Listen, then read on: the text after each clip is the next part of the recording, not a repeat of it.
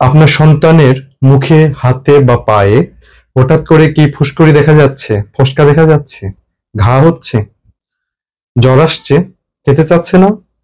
এটা হতে পারে হ্যান্ড ফুট মাউথ ডিজিজ। আজকের ভিডিওতে আমরা জানবো এটা কি, কেন হয়, কাদের বেশি হয়, লক্ষণগুলো কি কি, কিভাবে চিকিৎসা করবেন এবং সবচেয়ে গুরুত্বপূর্ণ যেটা সেটা হচ্ছে কিভাবে প্রতিরোধ করবেন। যদি ভিডিওটি ভালো লেগে থাকে তাহলে অবশ্যই লাইক, শেয়ার, কমেন্ট করবেন। তো চলুন বিস্তারিত আলোচনায় চলে যাই। হ্যান্ড ফুট মাউথ ডিজিজ কি? এটি মূলত একটি ভাইরাসজনিত ইনফেকশন যা সাধারণত শিশুদের হয়ে থাকে, বিশেষ করে 10 বছরের নিচে, তবে বড়দেরও হতে পারে। এটি প্রধানত কক্সাকি ভাইরাস A16 বা এন্টেরোভাইরাস 71 দ্বারা হয়ে থাকে।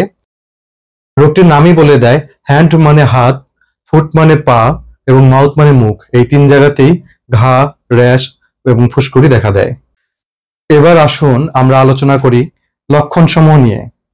প্রথমত, হালকা জ্বর, মাথা ব্যথা এবং খাবারে অনীহা দিয়ে লক্ষণগুলো শুরু হয়। এরপরে মুখে, বিশেষ করে জিহ্বায়, ঠোঁটে, গালে এবং তালাটে লাল লাল র্যাশ দেখা দিতে পারে, ফোসকা দেখা দিতে পারে। হাতে, পায়ে, এমনকি নিতম্বেও ফোসকা বা ফুসকুড়ি এবং র্যাশ হতে পারে। বাচ্চা কাঁদে, খেতে চায় না, কারণ গলার ভিতরের যে র্যাশগুলো হয় সেগুলো অনেক ব্যথাযুক্ত হয়ে থাকে। কখনো কখনো গলা ব্যথা বা হালকা ডায়রিয়াও থাকতে পারে। কখন চিন্তিত হবেন? Normally hand foot mouth disease 7 থেকে 10 দিনের মধ্যে সেরে যায়, তবে কিছু কিছু লক্ষণ যদি দেখা দেয় তাহলে অবশ্যই আপনাকে চিকিৎসকের পরামর্শ নিতে হবে। যদি আপনার শিশুর জ্বর 3 দিনের বেশি হয়ে থাকে, যদি মুখের ঘা এতই বেশি হয়ে যায় যে বাচ্চা পানিও খেতে না পারে, যদি পানি শূন্যতার লক্ষণ সমূহ যেরকম চোখ বসে যাওয়া, প্রস্রাব কমে যাওয়া ইত্যাদি দেখা দেয়, অস্বাভাবিক ঘুম ঘুম ভাব বা খিঁচুনি, হাত পা কাঁপা, বমি বা নিস্তেজ হয়ে যাওয়া, এগুলো হতে পারে ভাইরাসের জটিলতা বা মস্তিষ্কে ছড়িয়ে যাবার ইঙ্গিত। এবার আসুন আমরা আলোচনা করি চিকিৎসা নিয়ে। হ্যান্ড ফুট মাউথ ডিজিজের কোনো নির্দিষ্ট অ্যান্টিভাইরাল ওষুধ নেই। চিকিৎসা সম্পূর্ণ সাপোর্টিভ। যদি জ্বর থাকে, ব্যথা থাকে, তাহলে আমরা প্যারাসিটামল জাতীয় ওষুধ খেতে পারি। পর্যাপ্ত পরিমাণ তরল খাবার খেতে হবে, যেরকম মরসালাইন, স্যুপ, পানি, ডাবের পানি ইত্যাদি। যদি মুখে ঘা হয়ে থাকে তাহলে ঠান্ডা তরল যেরকম দই বা আইসক্রিম খুব ভালো কাজ করে। এর পাশাপাশি যদি আপনার এই ঘাগুলো ফেটে যায় মুখের, তাহলে অবশ্যই অ্যান্টিসেপটিক ব্যবহার করতে হবে, তবে অবশ্যই চিকিৎসকের পরামর্শ ব্যতিরেকে নয়। মনে রাখতে হবে, এই রোগের ক্ষেত্রে যদি আপনি পর্যাপ্ত পরিমাণ খাবার বাচ্চাকে খাওয়াতে পারেন তাহলে বিপদটা অনেকটাই কেটে যায়। যেহেতু মুখে অনেক ঘা হয়, ঘাগুলো অনেক ব্যথা হয়, বাচ্চারা খাবার দাবার ছেড়ে দেয়, তো তখন আপনার বাচ্চাগুলো আস্তে আস্তে নিস্তেজ হয়ে যায়, এমনকি তাদেরকে তখন হসপিটালাইজডও করতে হয়।